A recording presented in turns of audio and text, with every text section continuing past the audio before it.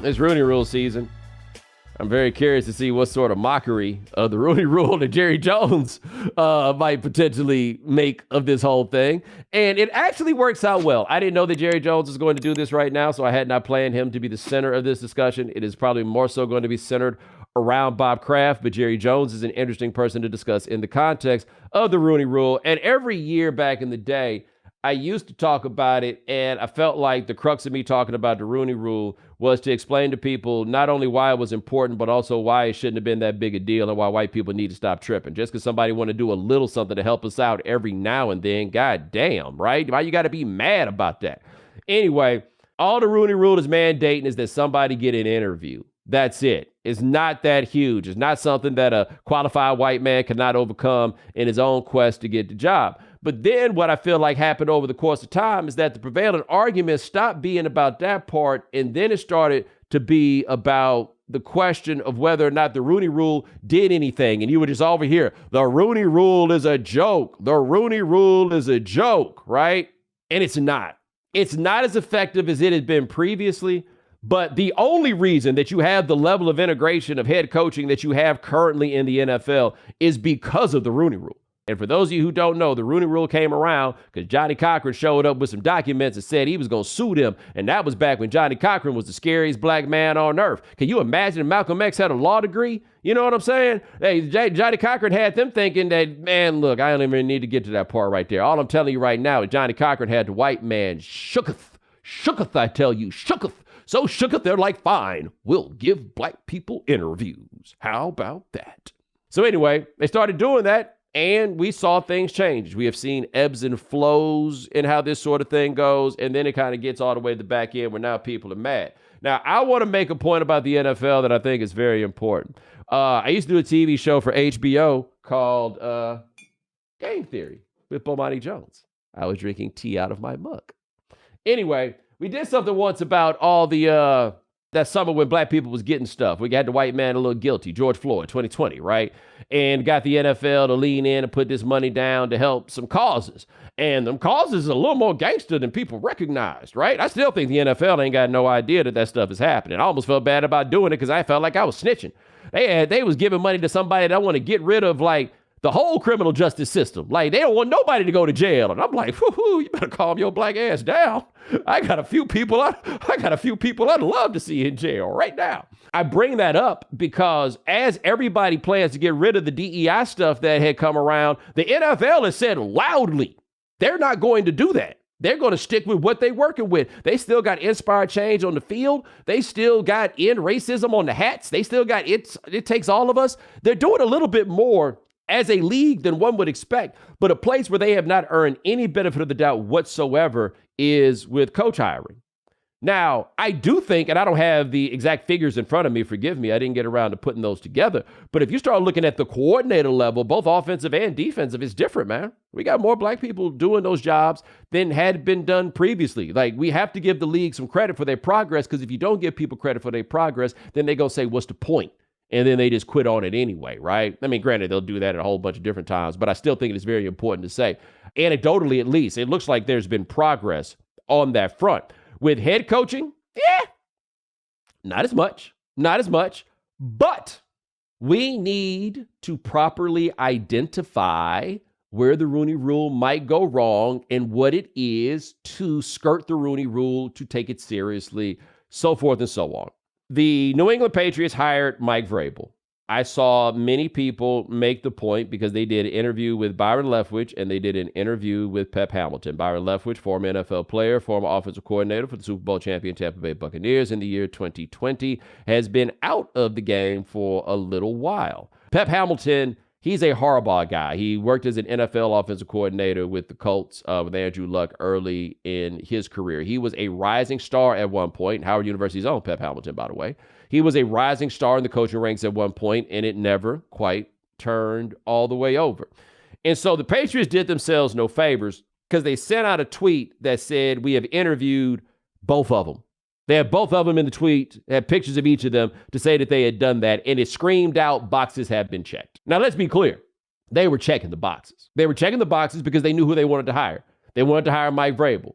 Vrabel had been a successful head coach in the NFL previously, and Mike Vrabel played for the Patriots when they were winning Super Bowls. He is absolutely the guy that Bob Kraft wanted to hire, but before you can make a hire, you have to do these things. It was no different than when you got to post a job, right? And it has to be posted for X amount of days, right? That is checking a box. He did the exact same thing with these two dudes. And that I saw, at least on the internet, seemed to spark a bit of outrage about skirting the Rooney Rule. And I do not think that's what happened at all. I do not think that they skirted the Rooney Rule here at all. In fact, I think what they did was something that was ultimately positive for the two men that they called in to get that job, right? I will also make the note that Aaron Glenn, defensive coordinator of the NFL Best Detroit Lions, was asked to interview for the job with the Patriots, and he said no. Now, what's also funny is that Ben Johnson, their offensive coordinator, who, despite his name being Ben Johnson, is white. He did take the interview, and he did not get the job. Now, do you think that it was a waste of time for Ben Johnson to do that interview? Do you think that there was a disrespect being done to Ben Johnson to do that interview? No, I don't think that's what it was. That dude probably needs some practice at doing these interviews, and he got an opportunity. The Patriots, in exchange, got to try to pick his brain about how to make their own team better without paying for it. It's a great way to get free consulting, by the way, is to do coach interviews. But no, Aaron Glenn wasn't going to get that job, and I don't think that they should have called him to get that job because it is a bit insulting for the Patriots to ask him to come interview for that job, unless they really entertained the possibility that maybe he could come in there and knock their socks off and then get the job. But if they were all the way in on Vrabel, then they just needed to be all the way in on Vrabel. The reason I think they did a favor, I mean, favor is not the right way to put it, but I think they did good things for Leftwich and Pep Hamilton is very simple. When is the last time you heard anybody talk about either one of them? That's the tweet that they put out right there. All right. So let me ask you, when's the last time you heard somebody talk about Byron Leftwich? Did you realize that he just kind of out here in the wilderness?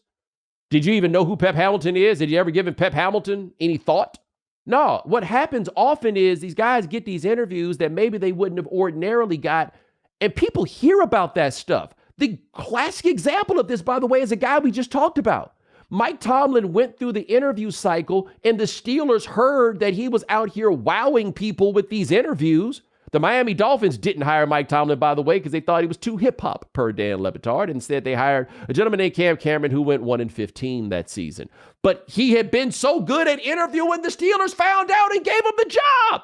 It is important that we identify what is good about this rule or the potential that this rule has in being effective. Because if you don't, all you do is wind up sounding like a cynical fool and saying, oh, this doesn't work. Oh, this is a joke. We just need to get rid of it. If they get rid of it, what you think is going to happen? You think they're going to call any of these dudes? You think without this that any of them are going to get these calls? That they're going to have any chance to elevate their names? Is that what you think is going to happen?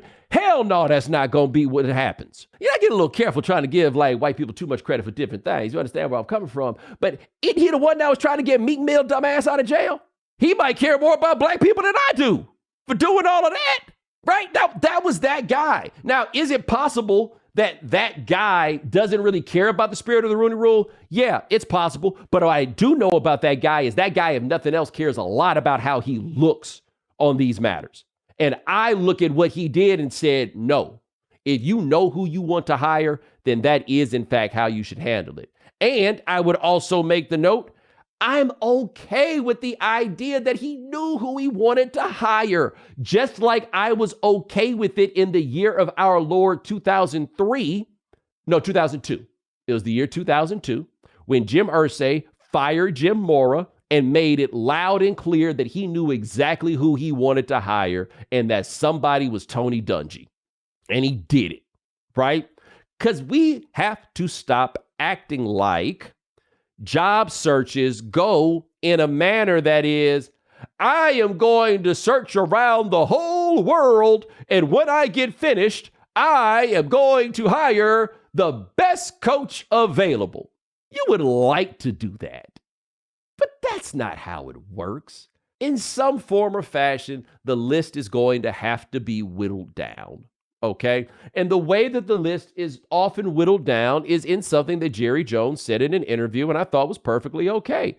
He hires people he knows. And that is what most people do when it's time to fill a job. They hire somebody they know. The disadvantage to black people is we don't know as many of the people who do the hiring. And that's why they've tried to do a lot of fixing of the networking game to get people in positions to where people know who they are. But this idea that there's something wrong with knowing who you want to hire and then hiring them misses the point to me about what the fundamental root problem is here, okay? Though I'm not getting mad because the New England Patriots decided to hire Mike Vrabel, who I think is a good coach. You get mad when they get out here hiring these bums, right? When they hiring the Matt Patricias and the Joe Judges, those type of guys, or taking guys who had been bums before and then giving them opportunities to be the head coach again.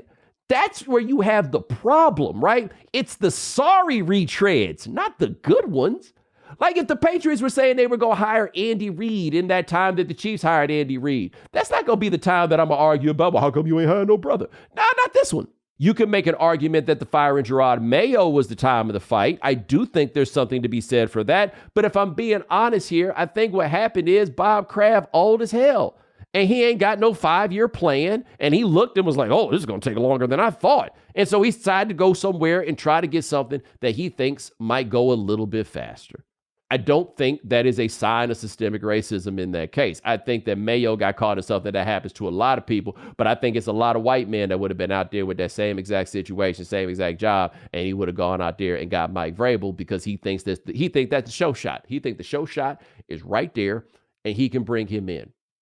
But please understand that for the best way the Rooney Rule works is not going to be we would not have interviewed him if they had not made us.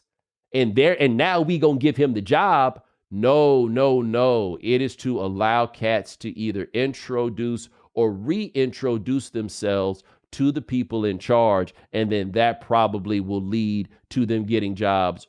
Not directly, but that's the best chance you have for such a thing happening. Okay. Get right what this is designed to do. And then I'm telling you, you'll spend a lot less time being mad at stuff that probably shouldn't be the thing that makes you mad. And more than anything, it'll give you a better way to truly track and measure what the progress is that we're talking about with these coaches and what's going on in the game, right? It makes for a more fruitful discussion. But in the end, even if you don't agree with my explanations for what these rules are good for, take some time yourself to ask, well, how can this work? Why would this work? What are the ways that this can go? Because I don't know if you've been looking around the world, guys, but they try to shut down everything that's in the name of decency and the right thing. They doing that all over the place. So when you get out here and say that this right here is a joke, you won't be laughing at what comes after. The NBA is in full swing and the NFL playoffs have begun, which means you could turn $10 into $1,000 in a single game watching your favorite teams only on PrizePicks. You can make a PrizePicks lineup between the NFL and the NBA in as little as 60 seconds. Sign up today and get $50 instantly when you play $5. You don't even need to win to receive the $50 bonus. It's guaranteed.